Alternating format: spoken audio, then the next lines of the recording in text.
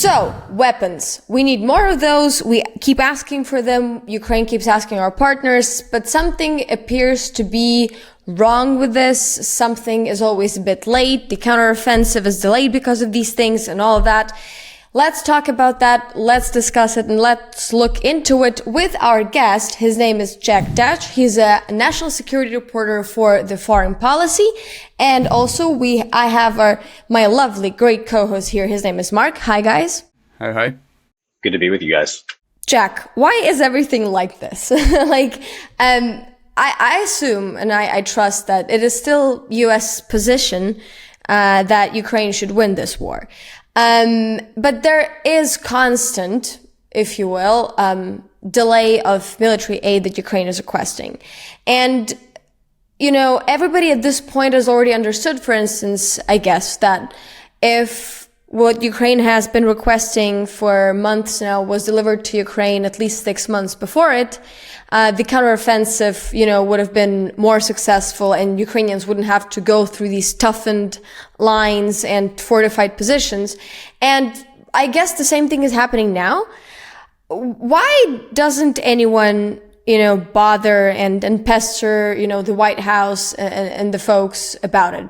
Oh, people absolutely are pestering the White House. Like you see House Republicans, you see like Senate Democrats, even like the Bob Menendezes of the world, upset that there's not more military aid going forward. The White House obviously unveiled their new aid package for Ukraine. It's $12 billion as opposed to $37 billion last year. So it just seems like the political window that Biden sees for this is tightening a little bit. And that's been the fear, right, from Ukraine, from other Western embassies, that the clock hits January 1st, 2024. It's an election year. And all of a sudden, the American support starts winnowing back even further. So I think you see just a situation in this administration in particular, right? The voice that matters really is the president's voice. And so you have to get these decisions through a slow, deliberate process that requires bureaucratic layer after bureaucratic layer to the president. So one agency can take a position. It doesn't really matter, right? So we've seen over the course of the past year, even different agencies within the U.S. government come out in favor of ATACMS, of long-range missiles from the United States. It still hasn't swayed Biden. And that was the same thing we saw with the DPICMS debate for those cluster munitions. It's the same thing we saw for artillery, of course, last year. So it's just this long, slow, deliberative process. And that's not very helpful or very comforting to the Ukrainians or to Zelensky when you're in an active shooting war. And of course, the Russians started building those defensives very quickly, even after they were routed at the end of last year. And you had the administration in Washington kind of in rapture over what happened in Kharkiv, what happened in Kherson, and winning just victory felt like sort of a self-fulfilling prophecy. And you didn't really see that urgency. So I think it's a combination of factors of the structure of this administration, the way that they make decisions in a very slow process, and also that they just kind of, had stars in their eyes over what happened last year and didn't see the process of the war to come. Is there like Biden's position, maybe Biden's administration position, Jake Sullivan's, which changed throughout this year? Like a year ago, they thought that, okay, we will provide a lot of military assistance. This year, we will provide 3 times less military assistance. And why is that? Did they change their aims for this war? Did they change their goals? I think it's become more of an industrial problem of gravity, right? Ukraine is shooting 5 to 6 times the amount of artillery that the West can actually produce. So the big key for this war from the West perspective long term is actually producing enough explosive equipment, producing enough artillery so the Ukrainians can keep firing enough into Russian lines over the long term, especially if the duration of this war extends. So it's almost like sort of the parameters of this war have expanded to be a whole of society effort. And the military aid that actually goes forward off of DoD shelves is just one component of that. Now, I still think there's a major issue in the way that aid is actually provided, right? Because the U.S. had to basically, by the seat of its pants, sort of create this system. There wasn't actually a system before the Russians launched the full-scale invasion of Ukraine to do kind of this massive provision of aid. And what we've seen now is that system is sort of breaking down a little bit. not only in how much you can actually send through the system, but when you look at Bradleys, when you look at different vehicles, different weapon systems going forward, these are things that have been sitting on the Pentagon shelves for months, if not years, if not decades. So once these things get into Ukrainian hands, once they get into units, they might require a lot of maintenance. They may not be ready to actually go and fight in Russian lines. So there's an issue of how much you can put through the system, how well the system in the US is structured to do this. And even if the equipment that the US has is up for a shooting war on the European continent that we haven't seen in decades. So in your feelings, I know there's no insights into Biden's head, but in your feelings, there's no change of thought or mind, but more of a change of structural changes and I don't know, bureaucratic hurdles and technical hurdles coming in the way of this aid. I think that's right. And also remember, too, I think that when it comes to fingertip feel on what's going on the battlefield day after day after day, that's not necessarily something that's always translating in the West and in Washington. So when the military need is translated from Ukraine through this complicated system, like the military need that comes from the Ukrainians, once it goes to the West, it takes months and months and months. So by the time Ukraine asks for a specific system or a specific weapon, the moment might have passed by the time a decision's actually been reached in Washington. So it's kind of this nasty game of bureaucratic politics, and you're playing against time. And Ukraine obviously doesn't have a lot of time. Well, yeah, it's not just the time, it's the people, that's what makes it so urgent. But I guess doesn't feel that way, that far away somewhere in Washington. Do you think maybe the war has become something a tad mundane for these people or not? Look, I think last year it was very easy for the West to be able to sell, and particularly Washington, to say, look at how successful this has been because of the breakthroughs that you saw in Kharkiv and Kherson. When you don't see those battlefield breakthroughs, it's a little bit more difficult to break through with the public message on what's going on in Ukraine, despite the transformation of the forces, despite the fact that you've taken these tens of thousands of people basically out of civilian life, gotten them trained in Latvia and Eastern Europe, in the UK to actually come in and fight. That you're getting, I guess only 6 F-16 pilots. That's a whole nother story and issue we can get into, but that you're getting an F-16 program ramped up. I think that translates less than actual battlefield success. And so the administration ends up in sort of this sticky political place of they want to be able to see battlefield success. They want to market it to the American people. And when they don't see that, it becomes a little bit more tricky politically. Now, I think, of course, it goes without saying, right, that when you saw the breakthroughs in Kherson, when you saw the breakthroughs in Kharkiv, and what you're seeing with the counteroffensive now, you may see small victories or small bits of progress that don't necessarily translate in the news. And certainly, I think that's something that the administration could shine a light on, could have more of a focal point on, but we haven't seen much of that lately. Let's talk about the Pentagon for a second, because have they learned a lot? Especially given that, it seems very simplistic for me, and I put it for me that way as a civilian, West gives weapons, good, success. West doesn't give weapons, bad, no success.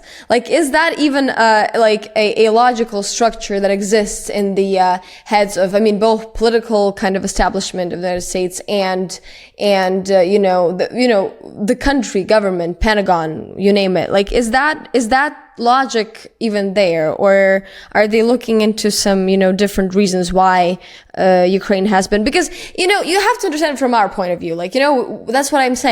Whenever we got Western weapons, Western technology, it became obviously easier to then deliver the results. And then, there are some delays with aid, and then we read these articles that say stuff like, well, Ukraine hasn't shown many results and, they're stalling. But that's kind of logical for us. Is that thinking present, for instance, in the Pentagon? Yeah, I think it's a difficult process, right? And we saw this last year with the artillery, with the 155, and once those systems started pouring into Ukraine, like the first few, right? The logic from the US and the West was, okay, we need to see Ukraine prove themselves on these systems before we send more of them. And so you kind of have another cycle within a cycle, right? Of like, before we can send these systems en masse, before we can send ATACMs en masse, before we can send DPICMs en masse, you need to sort of see Ukraine prove themselves on the battlefield. Again, when you look at sort of the limiting factor of time and people, there's not time to prove that. And of course, the Ukrainian argument is, right, like we've been through Western training, we've been through war for now the better part of a decade.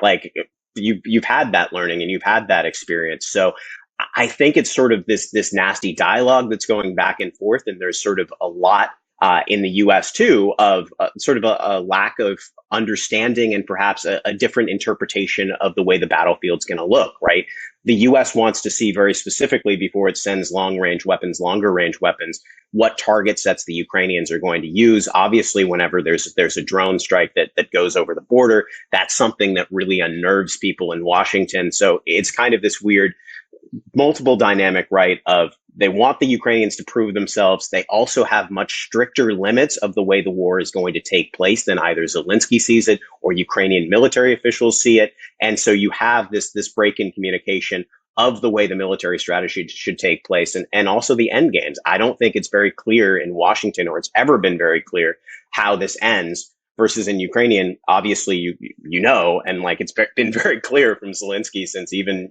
2018, 2019, that you want to retake every inch of your territory. I don't think that's ever been set in stone in American policy, at least during the Biden administration. Is there, again, I don't know how things work exactly in the United States military and politics. Is there like different positions in, for instance, Pentagon and Biden's administration? Is there like some kind of tension, fight, disagreement tension between them about it regarding the strategy of how they do things with this war? Yeah, absolutely. I mean, I think throughout the past year, some of the major controversies that have gone forward, right? And it's almost like system by system. Each system that the Ukrainians get prompts another major debate within the US bureaucracy. So before DPICMs went forward, you saw support within some parts of the Hill, within some parts of state, within some parts of DOD. But it took the White House a long time to get around on that, in part because that was something that really frustrated the disarmament community that Biden's very sensitive to, people who were worried about the mining threat. You see the same thing with ATACMs, right? You've seen over the past year, I think, parts of the bureaucracy, parts of state, parts of defense, and certainly on Capitol Hill, people saying send these as soon as possible. And the administration still kind of hemming, hawing, waiting for the best time and place to be able to send these. And also kind of playing this international game of chicken, right? There's been this game of chicken between the US and Germany in particular. You saw this with tanks, and I think you're seeing this with Taurus and ATACMs, these long range systems of both sides are kind of trying to draw each other out to be the first one to send the system, even though you've already seen the Brits and the French send the Scalp EP, I believe, and the Storm Shadow, their equivalent systems. Yep. So it's just this kind of vicious cycle, right? Of you not only have this bureaucracy in the United States that's kind of slowing things down, but you also have everyone optically kind of wants to move together within the NATO alliance to provide this stuff. And you're all responding to different political pressures. So it's kind of a nasty, vicious cycle that's taking place with the politics of this. You mentioned the F-16s. It feels for us, from our stand, like from what we are getting, from the headlines we are reading, it feels like there is this effort to not give provide Ukraine with modern fighter jets ever. At every point of the process of getting the fighter jets, we got delays, we got some constraints, we got some, obviously, now the results are 6 pilots are going to train, and we asked for that like a year ago, and probably by now they would be trained already, but only now 6 pilots are going to train, will be ready next summer or something, and it means Ukraine won't get the air defense it needed, like this winter, and it's gonna take it's gonna bring more problems for Western air defense, for Western military industrial complex, which needs to provide us with more rockets for Ukrainian air defense. And we just question why is it happening, and is there maybe some, I don't know, secret agreement in the White House to not provide these jets ever, and just to delay and obstruct this process? Yeah, I'm just gonna add that, like, you know more than anyone, and our listeners know, because our listeners come from all sorts of places in this world. No military in the West would ever go into a battle like that with full air superiority, even if we're talking about, not a regular military, but like even something, akin to a regular military. And every single person we've spoken to, every single expert is very vocal about the fact that there is nothing to do, and it's very difficult to win a war of this caliber without, modern fighter jets. And it, it seems like, the West is sort of, on board with us winning, but then also these delays, plus this, as Mark said, kind of trying to get out of the promise of providing F-16s is it's not, it's bad for Ukrainian morale, if you will. Yeah, and I think also there was this narrative right over the first year of the war that Russian air power had basically disappeared from the battlefield, that they couldn't get their shit together, basically, with command and control, with all of the stuff that they needed to do. And you saw that narrative basically persist almost until the counteroffensive, when Russian air power sort of came back with a vengeance. And obviously this need was just so great at that time, and continues to be really great. I think one of the challenges in the West is not just sort of the political gamesmanship that we've talked to death, basically, but also, look, most of the United States and a lot of Western countries are retiring their F-16 programs. So they have much more limited F-16 programs than they used to. They're actually shutting down some of the training pipelines. So for some of these countries, it's a question of, do you displace, your own national pilot to bring on Ukrainian pilots, which for Ukrainians, of course, is a no-brainer, but for some of these countries is a difficult decision to make politically. And then, of course, I think since we've had this scenario of more than a year until the counteroffensive, where the Russians didn't show up in the air en masse, there's just kind of this standing on ceremony of, okay, do the Ukrainians actually really need this system? And I think every time Zelensky comes hat in hand to the West, asking for ATACMs, asking for F-16s, there's kind of this internal military process that goes on of, okay, do the Ukrainians actually really need these things? Obviously, the answer from Kiev is resoundingly, yes, we do. Like, you look at the situation on the battlefield, it's getting worse because of a lack of these systems. But the urgency just doesn't seem to have translated in the West. And we're sort of back again to this vicious political cycle of maybe these things will come at some point. No, but like, this is what I mean. I mean, people, judge kind of, whether Ukraine can win the war without these, modern jets. But as I said, no modern, proper, working, functioning military would ever even consider going into an active war with virtually no air superiority. Like, why is this even a discussion? That's something I don't get. Yeah, I mean, it's certainly something that's come up. Like, again, I think this is a live bureaucratic debate, like within the administration. It's kind of funny that you saw after the Hiroshima G20 summit, like it seemed like it was a done deal, and then it's kind of come back into the political light. But when you look at, I mean, certainly on Capitol Hill, you talk to some of the more hawkish lawmakers, Michael McCall, the top Republican on foreign affairs. They've been pushing for this for months and months and months. It's, again, just a question of the administration sort of playing head games on this a little bit. And also this stasis within Europe of these systems are being shut down.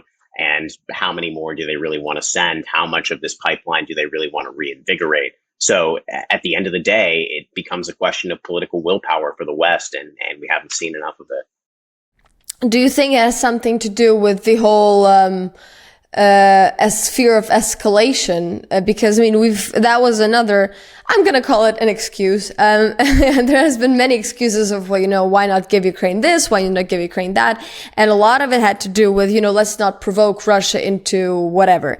Is that still a thing that is being discussed? Is there still fear in certain people? Sullivan, I'm just being a nasty person at this point, but like, is there actually a fear of that still on the Capitol Hill and in Washington overall?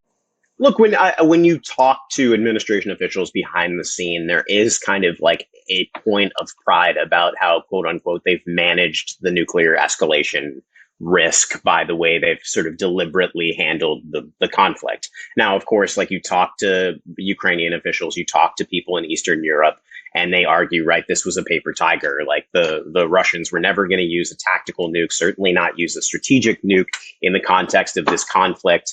But it's still something that I think is live. I don't think with regards to the F-16s in particular, it's something that we see coming up a lot.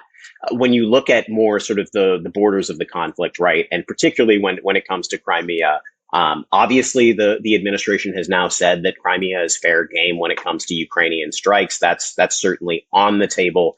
But I think when it comes to actually Ukrainian forces marching on Crimea, there is kind of a little, it gets people in Washington like a little bit, I guess, like gets them a little bit, feeling nauseous in the tummy or whatever about, what is this actually going to provoke from the Russians? Like, is this the scenario where the Russians then suddenly decide to escalate, to ramp up the pressure because they feel Crimea is sort of the decisive national issue for them?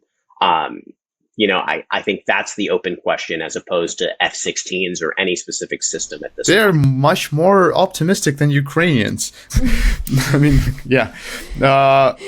Yeah, this is like the fear escalation of Ukrainians actually marching on Crimea, which in the head of a regular Ukrainian is at this point unattainable. Try to reach Melitopol. You're trying to literally survive just Melitopol, just something, but in the heads of. But I guess this is this is a sort of a divide between what's actually going on and people, living somewhere, making important decisions, being kind of removed from it all. Because in their minds, we're going to provoke Russia by deoccupying Crimea, and here we are sitting just we're running out of shells because we can't take over. Literally having this little celebration today. I think that one of the ministers informed that one of the villages was deoccupied just a couple of hours ago, or yesterday. I'm not sure. So it's a whole weird thing that exists, and it's difficult to kind of explain to these decision makers that it's not just about us deoccupying Crimea right now. It's about, survival at this point. Yeah. Well, and it's kind of funny. It's like the talking point from the administration, I think, almost since day one. And this dates back to Minsk. This dates back a long time, but it's sort of come back since the full scale invasion, right? Is sort of this nothing about Ukraine without Ukraine sort of notion, right? That basically the US isn't going to go to Russia and broker a grand bargain over the future of Ukraine without Ukraine being at the negotiating table.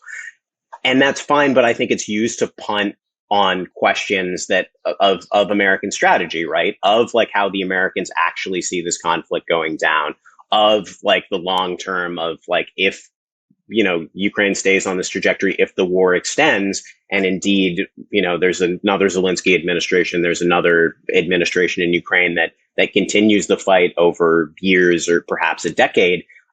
Is Washington on board for that? I don't think people have really begun to sort of think about those things or have that discussion of, is Washington really committed to that sort of endgame? I don't think those discussions have really been had. You mentioned American public, and of course the issue which is coming sooner than we felt it should be the American elections. And do the upcoming American elections, presidential elections, influence Biden? From what we see, from what Ukrainians feel, is that Biden administration, Democrats actually need Ukraine to win, since the other part, the Trump MAGA friends are almost pro-Russian, some of them openly pro-Russian. It feels Biden needs Ukraine to win, or at least have some wins, etc., etc. But how does it influence in life, actually? Well, so American elections are predominantly decided on the shape of the domestic economy and whether people are basically, as Ronald Reagan used to ask in the 1980s, right? Are you better off now than you were 4 years ago or not? Are people employed? Are they in the workforce? Are they productive? Are they happy? That's what's going to decide this election ultimately. And Biden seems like in a decent position when you look at the fact that the Federal Reserve and most economists say the U.S. isn't going to go into recession. So that's potentially a good sign for the level of aid that could come to Ukraine if you're sitting in Kiev next year. You have seen certainly among Republicans sort of this bubbling up, and it's not necessarily the mainstream position of Republicans because you look at Mitch McConnell, you look at Michael McCaul, you look at the leaders of the party, certainly very pro-Ukraine folks. Then you see the Marjorie Taylor Greenes, the Matt Gaetzes, and of course, this is translated to the top of the Republican field, right? Donald Trump and Ron DeSantis being more, you could say, anti-Ukraine, but certainly people who want to draw down aid at the very least. So this is going to be a pretty hot debate, and we're going to see, I guess, next week, the Republicans are going to sit down for their first debate. It's going to be a very split table, right? You're going to see on one side Trump and DeSantis basically trying to out-hawk each other on China and trying to tamp down on Ukraine aid. And you're going to see across the table people like Nikki Haley, Tim Scott saying, why aren't we sending more? Why hasn't Biden done enough to support Ukraine? So it's kind of going to be this interesting cycle, and we'll see which pressure Biden actually responds to. Will Chris Christie participate? Yeah, no, Chris Christie should. I don't. And so the Republican debates have this cutoff of who's low in the polls and who's high in the polls. So if you're under like 1% or something, you get sent to what's called the kids table, like the first debate before the real debate. So I don't know. I don't know if Chris Christie's going to be at the big table or the kids table. But I didn't know that exists. Wow, that hurts. Do they have that in Ukraine? No. Like we have them on stadiums. First of all, let me make it like a cheeky joke. Like we actually have multiple parties, you know.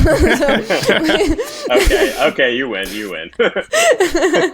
Also, our dear viewers, if you like this content, if you would like us to invite more people to explain to us certain things that, you know, we don't know, and if you have any questions that, you know, you think we should ask to our guests, you should subscribe to this channel, you should share this video, you should like it, and you should definitely leave a comment expressing your views on the subject we're discussing.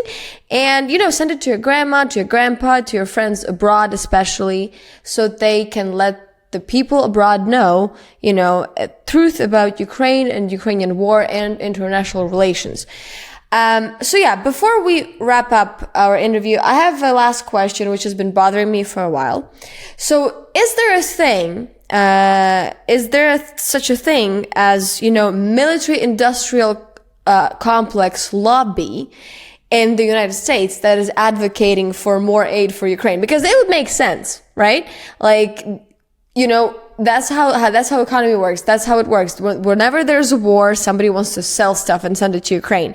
I have literally been talking to different experts and people from different countries, and every single country is very eager to send their military technology, especially new ones, to test on the battlefield. We have seen this happening with Baykar from Turkey. You know, Bayraktars were very popular in Ukraine, and now, you know, the orders from Baykar company are going through the roof. Everybody's earning more money. So it would seem logical that, you know, American manufacturers would be very interested in sending more aid to Ukraine. So is there such a thing, and how does it work? So I feel like I'm going to need to ask you about like all these war grifters coming in from Europe at some point. That's an interesting story, but I wouldn't necessarily phrase it like military industrial complex. Like, look, I mean, are defense contractors in the U.S. making money off of getting more orders? Like, absolutely. Are companies that are making artillery, that are making long range bombs, like wanting to send them to Ukraine? Like, you bet, especially considering that Ukraine is in a hot war. They're firing these things and they need to constantly refresh the orders of these things. At the same time, I think one of the things that's very not well understood in the United States is just the level at which like Ukraine's had to fight this war since 2014 by the seat of your pants, right? Like you had like in 2014, like units that were basically carved out of nothing, like people who were being like served hot meals by babushkas, like people who were like getting their ammunition, getting flip-flops, getting their ammunition from like Serhiy Prytula and Taras Smoot, right? And like that's still a thing that's going on. So I mean, I think there is obviously a level of the defense industry that's making money off this that would like to continue arming Ukraine. I think there's also a level in the Pentagon. We were talking about lessons learned. Like when you talk to Western military officers, when you talk to the Brits, when you talk to the Europeans, when you talk to the Americans, they are like excited to meet Ukrainian officers because they want to actually learn from people who are fighting a live war. And the Ukrainians have the most experience probably of any forces on the combat in the last couple of decades. So I think there's sort of an interest in learning from Ukraine, in trying to make sure that you can actually build a deterrence model in Ukraine that will hold up over time. Certainly the last one didn't work very well on the backs of the West and the aid that was being sent, right? So they don't want to make that mistake again. And you have to mobilize industry to almost this World War II level to deal with a revanchist Russia and a Russia that, again, still continues to learn lessons, still continues to adapt. It's something we don't talk about a lot in the United States, but Russia has adapted with their drone observation. Russia has adapted with their artillery. They're still going to find a way to put washing machine components into different weapons and be able to fire them. So it's like the Russians are still resilient, and you still need a large military to combat them. And certainly that's an interest in the United States to keep that going. So I think there's going to be a lot of tug and pull. Again, we were talking about in terms of the far right of the Republican Party and the far left of the Democratic Party meet up in the way that they sort of see limiting aid to Ukraine. That's something that's going to be an ongoing phenomenon in American politics. They're going to definitely put sort of the blame on the defense industry. But at the same time, you still see this aid flowing and the defense industry continuing to turn out these weapon systems. And I don't think that's going to change for quite a while. Thank you, Jack. Thank you very much. Thank you for coming and telling us everything we wanted to hear and didn't. But thank you very much. And again, leave a comment, subscribe to our channel, go donate to Ukrainian army and probably to Ukrainian Tehran television. Thank you very much and goodbye.